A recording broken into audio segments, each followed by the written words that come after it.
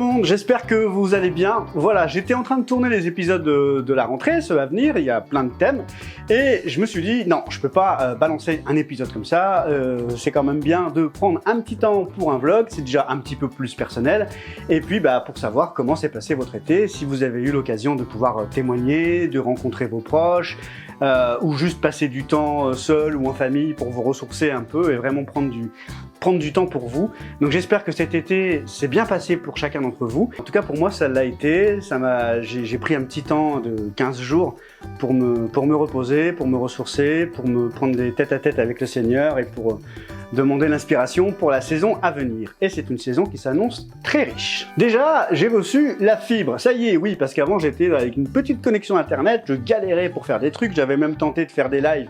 Mais c'était des lives où des fois j'avais même jusqu'à un quart d'heure de décalage entre ce que disaient les personnes et puis ce que moi je disais, donc ça faisait un espèce de retour vers le futur dans ma tête pas possible. Je devais me rappeler de ce que j'avais dit il y a un quart d'heure, enfin bref, voilà. Là, avec la fibre, ça devrait aller beaucoup mieux, donc je vais certainement faire un test de live prochainement. Un live sur quel sujet? Bah écoutez, pour l'instant, j'en sais rien. On verra. Est-ce que ce sera juste un temps de partage comme ça, plutôt que de faire un vlog, et ce sera un live? Est-ce que ce sera un temps d'enseignement sur un sujet que le Seigneur m'a mis à cœur? Est-ce que ce sera un temps de témoignage avec un frère ou une sœur qui viendra apporter son témoignage, ou un temps d'échange, de partage?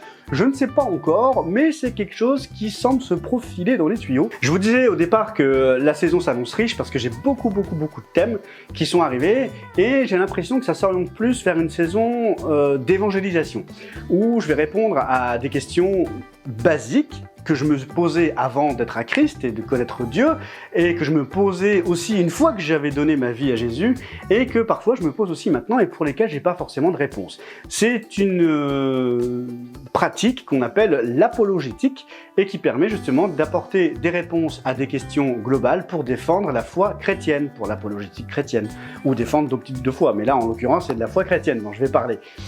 Des questions du genre, si il n'y avait pas toutes ces religions, le monde se porterait quand même mieux, non? Ou alors, oui, mais si Dieu il est gentil, pourquoi il y a de la souffrance et des guerres? Et si Dieu il est bon, pourquoi il envoie des gens en enfer, s'il nous aime? Voilà, il y a des choses comme ça qui sont pour lesquelles on n'a pas forcément les réponses tout de suite, et je vais essayer d'apporter quelques-unes des réponses à ces questions qu'on peut avoir, de par mon expérience personnelle, de par quelques livres que j'ai pu lire. Je mettrai aussi les liens des livres desquels j'ai pu tirer quelques-unes des réponses, parce que j'ai pas la science infuse, et j'ai le Seigneur qui est là, merci Seigneur, mais dans mon petit cerveau, il n'y a pas tout. Enfin, il n'y a pas... façon de parler, vous avez bien compris. Mais voilà, et nous c'est pareil, on est parfois confrontés, même si on a une relation de prière avec Dieu, on est parfois confrontés à des situations où on a comme un blocage, et on aimerait bien répondre avec nos moyens, avec notre sagesse purement humaine, mais on n'a pas les réponses, et sur le moment, le Seigneur, on n'entend pas trop sa voix, et on ne sait pas quoi répondre, donc on se retrouve un petit peu coincé. L'important évidemment est de bien connaître la parole de Dieu, et ça, à part la lire, je ne vois pas quoi faire de plus, parce que c'est quand même la base. Avant de lancer ces sujets d'apologétique, du coup, je vais finir la série sur le combat spirituel, bien évidemment. Voilà, pour les sujets particuliers. Après, j'ai d'autres choses qui se profilent également. Je suis en train d'être connecté avec des frères et sœurs qui sont dans le milieu du cinéma.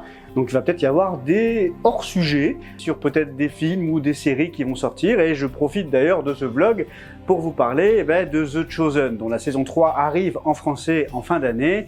Alors certains ne sont vraiment pas fans de cette série parce qu'elle ne raconte pas exactement à la lettre près les évangiles, mais elle s'inspire des évangiles pour raconter justement les évangiles, mais du point de vue des disciples.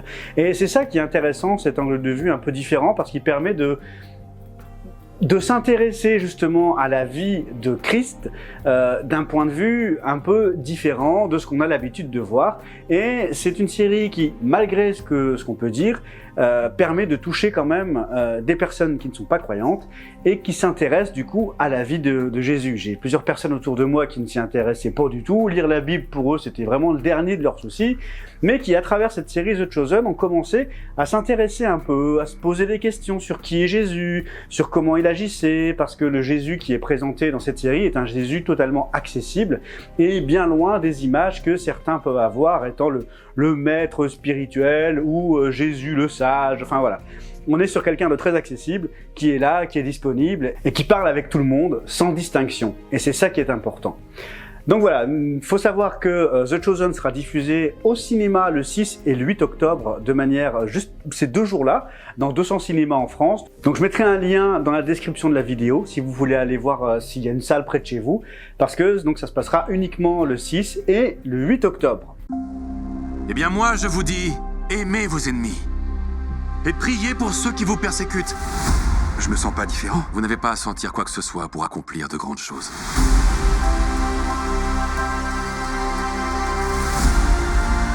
Jésus, si tu ne renonces pas aux paroles que tu viens de prononcer, nous n'aurons pas d'autre choix que de suivre la loi de Moïse. Je suis la loi de Moïse.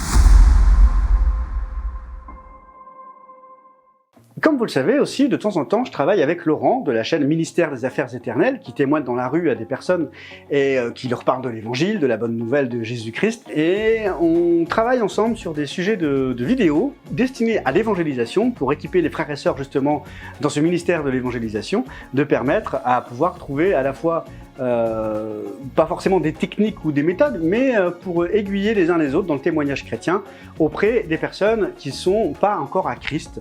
Et voilà, c'est pour ça que je disais au tout début que ça s'oriente vers l'évangélisation, parce qu'il y a à la fois ce projet-là, avec de nombreuses vidéos qui vont arriver, dans un format peut-être un petit peu différent de ce que vous avez l'habitude, mais aussi sur la fameuse apologétique, répondre aux questions basiques, entre guillemets, qu'on peut nous poser. Je voulais dire aussi que le groupe de discussion et de partage sur le logiciel Discord continue toujours, donc avec Mélanie de la chaîne Spiritualité de la Bible, avec Anthony, avec Sandra, Diana, et bien d'autres, pardon pour ceux que j'ai oubliés. Donc si vous voulez, j'ai mis à jour la page YouTube avec dans l'onglet à propos une adresse mail que j'ai créée spécialement si vous souhaitez rentrer en contact avec moi, soit pour intégrer le groupe, soit pour une autre raison, pour discuter, ou si vous avez des questions, il n'y a aucun souci, c'est avec un grand plaisir que je vous répondrai. Je vous répondrai peut-être pas dans les 5 minutes, mais je vous répondrai. Donc n'hésitez pas, si vous souhaitez intégrer ce groupe de partage pour faire connaissance, on se réunit un lundi sur 2 en moyenne. Et vraiment, c'est avec un grand plaisir qu'on vous accueillera si vous souhaitez venir pour parler de vos questions, notamment par rapport aux nouvelles spiritualités, ce qu'on appelle le New Age par exemple, puisqu'on est tous principalement sortis de là, ou de l'occultisme pareil. Donc l'adresse, elle est toute simple, c'est baptiste.1811@gmail.com. Et aujourd'hui, j'avais à cœur de vous partager un passage de la parole qui n'est pas du tout un passage destiné à l'évangélisation, mais qui est plutôt un passage sur notre relation avec Dieu et le jeûne qui plaît aussi à l'Éternel. Et c'est un passage qui m'est resté sur le cœur depuis pas mal de temps. Et quand il y a quelque chose comme ça qui me reste à cœur, je pense que c'est Dieu vraiment qui insiste pour que je creuse ce sujet. Donc ce passage, on peut le trouver dans Ésaïe chapitre 58. C'est un passage qui parle du jeûne justement, et c'est vrai que dans nos idées, le jeûne, c'est arrêter de manger, boire, et puis voilà, pendant un certain temps. Boire de l'eau, on est bien d'accord. Ou alors le jeûne sec, le jeûne d'Esther, où là, pendant 3 jours, il n'y a pas d'eau, il n'y a pas de nourriture, il n'y a rien du tout. Ou alors d'autres choses. Et ce qui m'a percuté dans ce passage, c'est que quel est le type de jeûne vraiment qui peut plaire à l'Éternel? Crie à pleine voix sans te retenir, fais retentir ta voix comme une trompette et révèle à mon peuple sa révolte, à la famille de Jacob ses péchés. C'est moi que, jour après jour, ils consultent.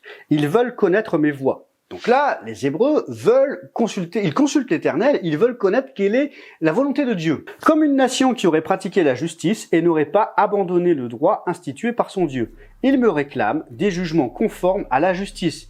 Ils désirent se rapprocher de Dieu.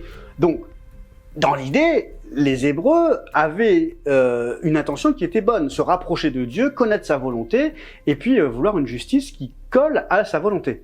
Donc là, c'est les Hébreux qui parlent. « À quoi nous sert-il de jeûner si tu ne le vois pas? De nous humilier si tu n'y fais pas attention ?» Donc apparemment, les Hébreux jeûnaient, les Hébreux s'humiliaient devant Dieu, mais Dieu ne répondait pas. Pourquoi? Et donc, Dieu va leur répondre « C'est que le jour où vous jeûnez, vous accomplissez vos propres désirs et vous traitez durement vos ouvriers. Votre jeûne débouche sur des procès et des disputes, sur de méchants coups de poing. Vous ne jeûnez pas, comme vous le faites aujourd'hui, de manière à faire entendre votre voix là-haut. Donc les Hébreux jeûnaient, ils s'humiliaient, mais pas de la bonne manière. Mais alors, quelle est cette bonne manière de jeûner? Est-ce un jeûne de ce genre que je préconise, un jour où l'homme s'humilie? S'agit-il de courber la tête comme un roseau? Faut-il se coucher sur le sac et la cendre? Est-ce cela que tu appelles un jeûne, un jour agréable à l'Éternel? Alors déjà, on peut voir qu'un jeûne, c'est aussi un jour agréable à l'Éternel. Et les Hébreux, qu'est-ce qu'ils faisaient? Ils se couchaient sur le sac et la cendre, alors on fait plus ça aujourd'hui, ou alors ils courbaient la tête, comme un roseau, comme ça. « Ah, Seigneur, Seigneur, écoute-moi » Ils faisaient des choses très religieuses, mais qui n'étaient pas tournées réellement vers Dieu, mais vers eux-mêmes, en disant « Regarde Dieu, comment je prie bien !» Mais est-ce que ton cœur est transformé? Est-ce que tu es vraiment tourné vers Dieu? Ou est-ce que tu espères attirer le regard de Dieu vers toi à ce moment-là? Est-ce que tu penses pouvoir influencer le bras de Dieu parce que à ce moment-là, tu jeûnes, tu te couches sur la cendre, tu t'habilles avec des sacs? Ben non, parce que personne ne peut faire flancher le bras de Dieu. Dieu fait bien ce qu'il veut. Ce qu'il nous demande, c'est d'être disponible. Voici le genre de jeûne que je préconise. Détacher les chaînes dues à la méchanceté. Premièrement, arrêtez d'être méchant. Et arrêtez de faire des messes basses ou de murmurer à droite à gauche. Ah, t'as vu lui comment il jeûne? Ou t'as vu lui il sent mauvais de la bouche. Forcément il n'a pas mangé. Ça, c'est de la méchanceté. Dénouer les liens de l'esclavage. Dénouer les liens de l'esclavage, ça veut dire quoi? Eh bien, quand on jeûne, le principe est de faire taire la chair pour être plus à l'écoute de l'esprit. La très grande majorité des personnes qui jeûnent en arrêtant de manger pour un temps ou de boire pour un plus court temps parce que ne faut pas dépasser 3 jours. Après, ça peut être très dangereux. Mais globalement, ça se traduit comme ça. Donc à travers des jeûnes qu'on appelle par exemple le jeûne de Daniel où on ne mange que des légumes et des plats sans sauce pendant une certaine durée puisqu'on a le jeûne de Daniel qui dure 21 jours. Mais finalement, dans la Bible, il n'est pas noté que le jeûne doit durer 21 jours. C'est juste qu'au bout de 21 jours, Daniel a reçu des réponses. On a un autre type de jeûne où là, on ne mange rien du tout, on ne fait que boire de l'eau, bien évidemment, et pour être à l'écoute finalement de la voix de Dieu, de ce que Dieu veut nous dire. Mais comment ça se passe, ces moments-là, pour des personnes qui ont encore des addictions, qui sont encore liées par quelque chose? Eh bien, on a d'autres types de personnes qui préconisent aussi un jeûne, dans le sens un jeûne où tu vas pouvoir faire taire la chair, mais en arrêtant par exemple d'aller sur les réseaux sociaux, ou en arrêtant de regarder la télé, ou en prenant un temps pour arrêter de fumer, pour arrêter l'alcool, ou arrêter ce genre de choses, pour dénouer justement les liens, et réserver ces temps qu'on passait à scroller sur les réseaux sociaux en des temps consacrés à la lecture de la parole de Dieu, à des temps de prière, à des temps de louange, à des temps où on se reconnecte avec Dieu, pendant ce moment. L'idée étant évidemment de garder la connexion tous les jours, mais on peut avoir des temps dans notre vie où cette connexion est peut-être un peu plus compliquée, ou alors on s'est tout simplement laissé endormir par l'ennemi, à se retrouver à faire des jeux vidéo, à se retrouver à plutôt passer du temps en se noyant un peu dans le travail, par exemple, ou dans d'autres types de choses. Et là, l'idée est vraiment de mettre un temps à part avec Dieu pour ça. Et pour le coup, être enseigné par le Seigneur pour pouvoir renvoyer libre ceux qu'on maltraite, c'est-à-dire de par ce qu'on a pu vivre avec Dieu dans ces temps privilégiés, permettre à celles et ceux qui sont endormis, aveuglés ou noyés sous des choses, leur permettre de leur apporter un encouragement, de leur apporter leur témoigner de notre expérience finalement, de ce qui s'est passé à ce moment-là, pour les encourager à faire pareil, à ce que eux aussi puissent être libérés de ça par le Seigneur. Parce qu'encore une fois, on pourra faire tous les efforts qu'on veut, si on n'est pas tourné vers Dieu, ce péché qui nous tient restera là, puisque c'est un combat. Et c'est un combat qui est très compliqué et c'est souvent le péché qui gagne quand on ne compte pas sur Dieu. Donc l'idéal pour être vraiment libéré, c'est Christ qui nous délivre. Donc c'est de se tourner vers Christ, de se reconnecter à Dieu, de se reconnecter à lui pour qu'il puisse venir nous ressourcer, nous sanctifier, parce que tout cela ne se passe que par grâce. C'est un don gratuit de Dieu. Il nous a appelés, il nous a justifiés, il nous a sanctifiés. C'est lui qui nous sauve, c'est lui qui nous libère, c'est lui qui nous a rendus justes par le sacrifice de Jésus-Christ à la croix, et c'est par lui que s'opère cette sanctification. Mettez fin aux contraintes de toutes sortes. Partage ton pain avec celui qui a faim et fais entrer chez toi les pauvres sans foyer.